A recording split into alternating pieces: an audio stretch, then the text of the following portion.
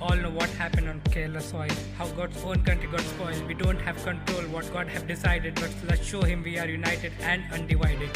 Many people where they have grown, proudly they say this place is my own, now there's nothing, it's all underwater. Where is my mom? They're asking every daughter. Many drowned, many separated, it's a request, don't leave Kerala isolated. Kerala need help, Kerala need support. So come together and pray for Kerala. Come together and do for Kerala. Come together and stand for Kerala.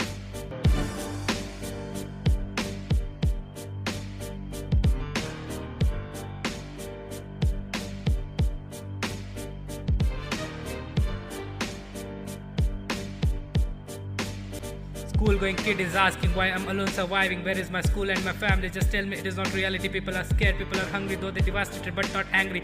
This is state of innovation, needs some donation. It's never too late to start. If you have not donated, then donate now. Doesn't matter how, but do it right now. Let's work together towards surprise and make Kerala again paradise. And make Kerala again paradise. So let's come together and pray for Kerala. Come together and do for Kerala. Come together and stand for Kerala.